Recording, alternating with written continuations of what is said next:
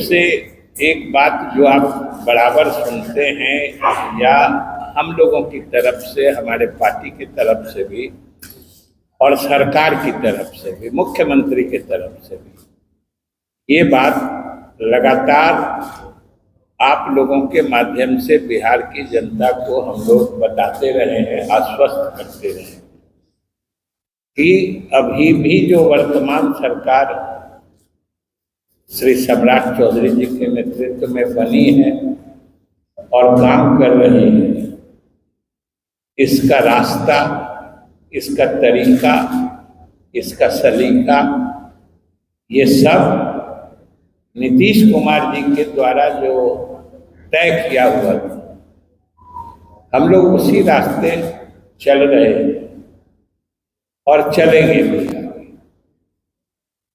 और आज खास तौर से हम आपको जो मुख्यमंत्री जी का वक्तव्य बाहर भी आया है, विश्वास मत के दौरान उन्होंने विधानसभा में भी अपनी बात रखते हुए कहा था कि नीतीश जी के कार्यक्रम को तो हम आगे बढ़ाएंगे,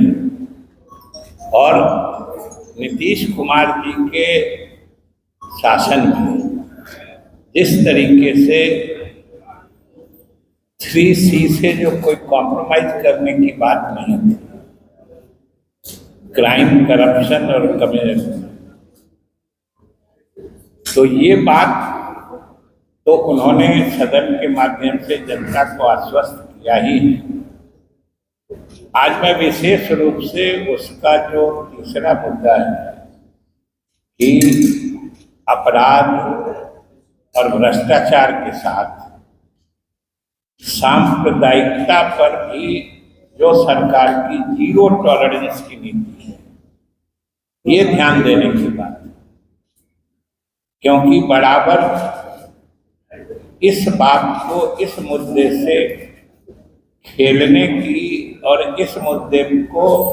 भड़काने की कोशिश हमारे विपक्ष के साथी करते रहते हैं कि हमारे मुख्यमंत्री जी ने स्पष्ट कर दिया है कि सांप्रदायिकता पर भी जो जीरो टॉलरेंस की नीति नीतीश कुमार जी के समय में चल रही थी, आगे भी वही चलेगी। ये बड़ी स्पष्टता से उन्होंने कहा है। इसलिए आज के इस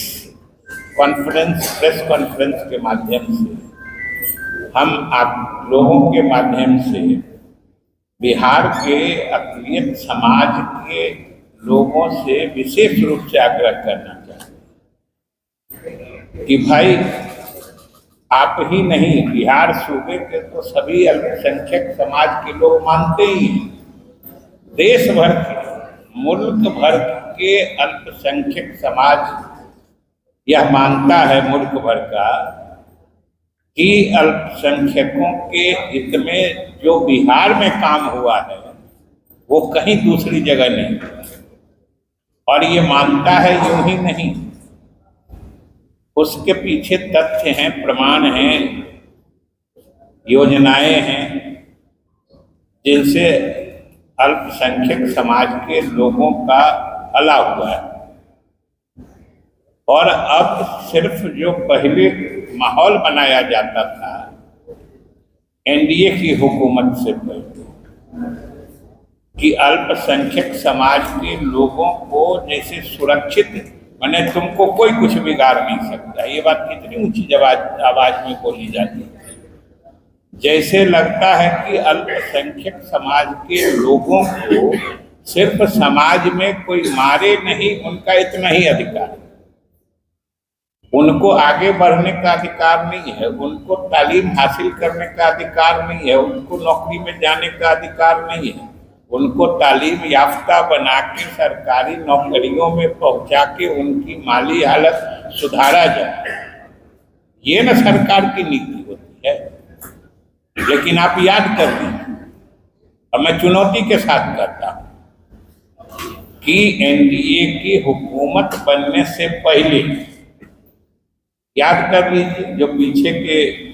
शासनकाल थे दोनों खंड में, कि कभी उनकी माली हालत सुधारने का कोई मंसूबा यानी योजना नहीं तैयार किया जाता था। सिर्फ हमारे रहते तुम्हारा कोई कुछ नहीं बिगाड़ सकता। और ये जान लीजिए कि अगर ये बोलने की जरूरत पड़े, कहीं न कहीं कुछ पेच है, कहीं न कहीं कुछ गड़बड़ है, कहीं न कहीं सियासत है। क्योंकि जब पूरे सूबे में अमन चैन शांति रहेगी तो फिर किसको कहाँ कोई मार रहा है।